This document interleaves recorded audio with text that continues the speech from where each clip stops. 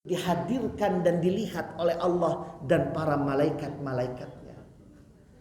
Mudah-mudahan apa yang kita kaji hari ini, apa yang kita sampaikan kepada Allah melalui doa, apa yang kita sampaikan melalui ayat-ayat Quran yang tadi kita baca, disaksikan oleh para malaikat, disampaikan kepada Allah, dan mudah-mudahan ini semua akan menjadi hazanah bagi kita semua sebagai bekal persiapan kita menuju hari akhir.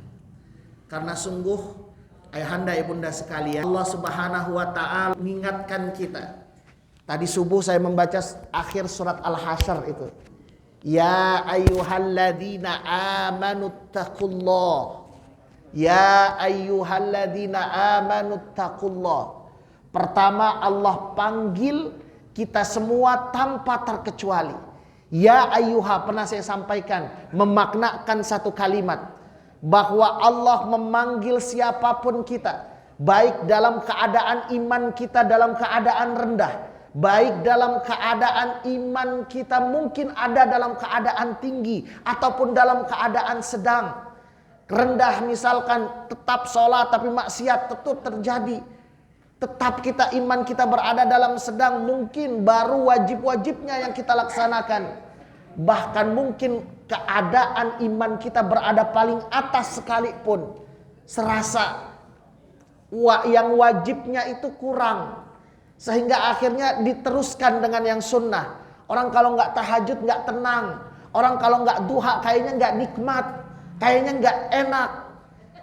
Walaupun itu berada dalam demikian, Allah panggil itu semua. Ya ayyuhalladzina amanu, wahai sekalian orang, ittaqullah, tingkatkan ketakwaan kita kepada Allah. Artinya teruslah beribadah.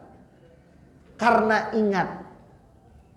ingat, ini pesan Allah Subhanahu wa taala. Wal tanzur nafsum ma qaddamat lighad. Ingat kalian semua, lihatlah apa yang kalian persiapkan lighad. God kalau diartikan hanya secara makna, maka artinya sangat singkat.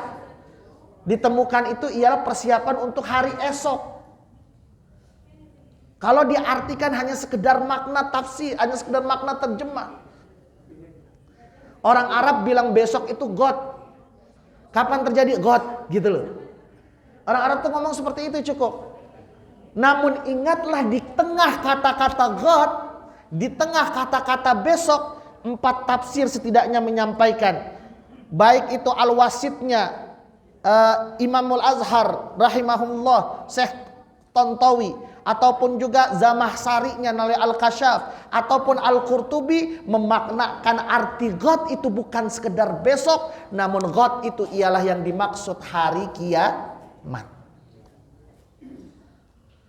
Sehingga akhirnya ulama tafsir mengatakan, kok bisa Allah mengibaratkan, Allah mendeskripsikan hari kiamat dengan istilah God. Allah mengibaratkan hari kiamat itu dengan istilah God. Kenapa? Seakan-akan Allah ingin menyampaikan kepada kita semua yang dimaksud God. Karena kenapa itu akhirnya hari kiamat itu dibahasakan dengan God? Karena sesungguhnya hari kiamat itu sudah dekat. Kiamat itu dekat. Makanya wal tanzur nafsun. Lihat diksi Quran, begitu detail. Yang dibahasakan bukan alif lam, bukan an-nafsun lagi. Nafsun, jiwa. Dalam artian ketika kalian ingin mempertanyakan, menanyakan diri kalian akan persiapan hari kiamat, yang harus kalian lakukan pertama kali, intanzur nafsun. Kalian harus menjadi nafsun dulu. Apa itu maksudnya nafsun? Nafsun ialah tinggalkan segala hal yang berkaitan dengan dunia yang membawa nafsumu. Baru kalian bisa bertanya dan menghasilkan satu jawaban yang benar. Persiapan apa yang kita persiapkan untuk hari kiamat. Karena sesungguhnya hidup ini sangat indah. Kalau seandainya kita membuat indah. Hidup ini sangat mudah kalau kita mau mempersiapkan mudah. Fungsi kita cuma satu, khalifah. Memakmurkan bumi ini, mewariskan kebaikan, dan terus belajar untuk bisa menjadi yang terbaik. Hanya itu makna khalifah. Dan itu makanya Allah Subhanahu wa taala setelah Allah bersumpah demi waktu yang terus berjalan, di ayat yang sering kita hafal dengan kalimat wal asr itu, demi waktu yang terus berjalan, waktu yang terus berputar, innal insana lafi khusr, sungguh manusia berada dalam kerugian. Kerugian dalam artian bahwa kalian diciptakan ahsanu taqwim. Ahsanu taqwim itu bukan bermakna sempurna sesempurna-sempurnanya. Kalau dibilang sempurna, saya yang pertama kali protes, Pak. Oh, cuman begini bentuknya. Banyak lihatin. Orang protes, gak sempurna. Tapi sempurnanya kita bukan itu yang Allah maksud. Takwim itu bukan itu yang Allah maksud.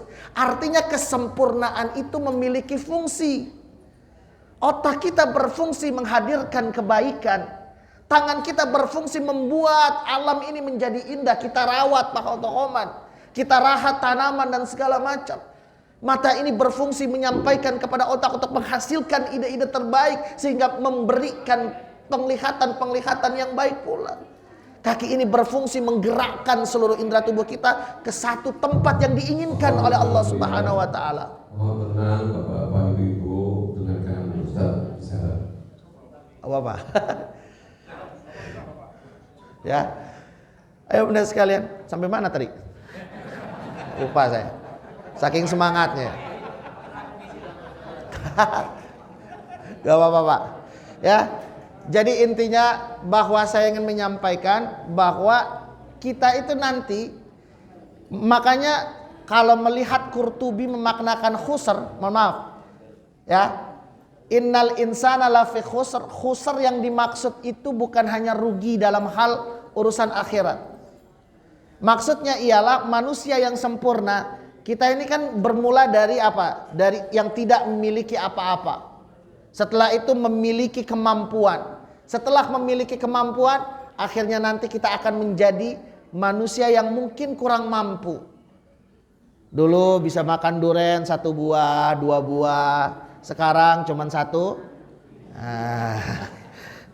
Pada ini banyak itu sesuai, ya kan? Entar lama-kelamaan kita akan menjadi lemah. Ingat saat itu maka Allah mengingatkan kepada kita. Allah mengingatkan kepada kita, kalian akan menjadi orang yang mungkin tidak akan mampu apa-apa, sehingga misi kalian akan berkurang untuk sempurna. Misi kalian akan berkurang untuk bisa memberikan dan memakmurkan bumi ini. Maka syaratnya kalau kalian nanti ingin di hari tua tetap bisa memberikan kebaikan, syaratnya cuma 2, amanu amilus salihat. Yakin dengan Allah, setelah itu mengerjakan amal baik. Dan salah satu kita meyakinkan diri kita ialah dengan pengajian-pengajian ini. Yang mudah-mudahan dengan pengajian-pengajian ini nanti akan menghasilkan as-salihat, amal-amal kebaikan. Setelah kita melakukan amal-amal kebaikan itu, maka viralkan, kata Allah kan, wa tawasau bil haq. Dan yang selanjutnya sabar. Sabar, ustadznya ngomong sabar dulu, jangan ngomong sama yang lain gitu misalkan kan gitu ya. Ya, oke. Baik, ayo bunda sekalian. Hari ini saya akan melanjutkan apa yang saya sampaikan pada pertemuan sebelumnya. Masih ingat, Bu? Atau ya begitulah Ustaz. Pertemuan sebelumnya saya menyampaikan terkait dengan khauf war roja, ya. Walaupun baru terbahas dengan kalimat khauf, ketakutan. Begitu. Kemarin kita jelaskan takut itu merupakan satu hal fitrah yang ada pada setiap manusia. Ya. Maka ketika kita mengikuti ajaran Allah Subhanahu wa taala dan taat kepada Allah dan Rasulnya, maka janji Allah, alla khaufun alaihim, alla khaufun. Kau tidak akan pernah rasa takut. Takut yang dimaksud itu ialah ketakutan-ketakutan kita kepada urusan dunia. Oke? Namun ilmu khauf dan roja ini bukan mengarah kepada yang dimaksud. Maksudnya ialah tinggalkan ketakutanmu satu saja, yaitu ketakutanmu kepada Allah Subhanahu wa ta'ala. Makanya ketika kita melihat, ini saya langsung ambil dari bukunya Khauf war Roja, gitu ya. Nama bukunya langsung Khauf dan Roja, ya. Ada beberapa pendekatan atau kalimat-kalimat yang mengartikan makna khauf. Atau tidak, kalau kita bisa simpulkan orang itu sebetulnya takut dengan hal apa saja gitu. Oke? Yang pertama, ketakutan seseorang tentang urusan dunia biasanya itu terkait dengan bencana. Siapa yang gak takut gempa? Hah? Ada yang gak takut gempa? Oh gak takut lah, namanya musibah mah dari Allah. Ya tapi kalau ada tiba-tiba kalau langsung kejut duluan kan. Karena itu naluri. Maka setiap manusia itu pasti ada dalam dirinya seperti itu. Maka gak bisa kita katakan ada orang ketemu macan, ya Allah takut hanya sama Allah, jangan takut sama macan. Kabur dulu. Gitu. Karena itu naluri. Yang diminta oleh Allah ialah hadapin rasa takutmu.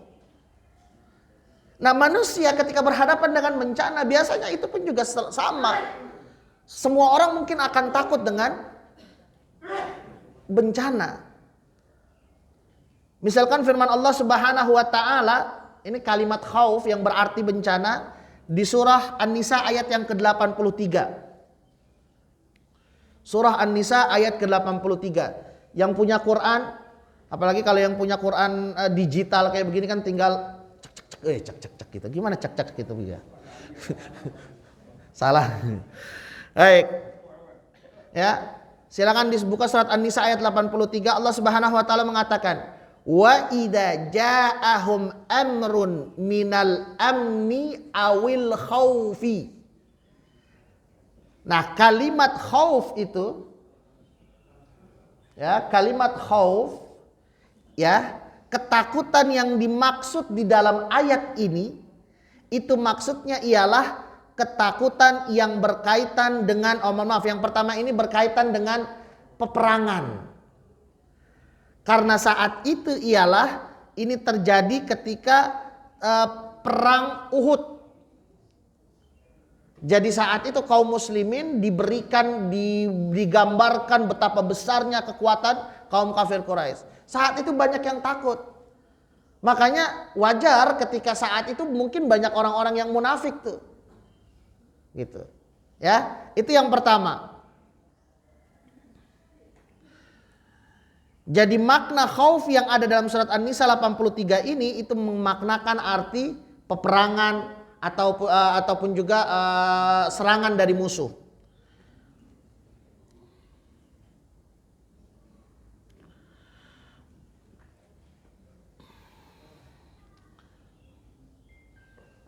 Nah, selanjutnya itu ialah al-qital. Masih sama. Di dalam surah Allah mengatakan dalam surah Al-Ahzab ayat yang 19.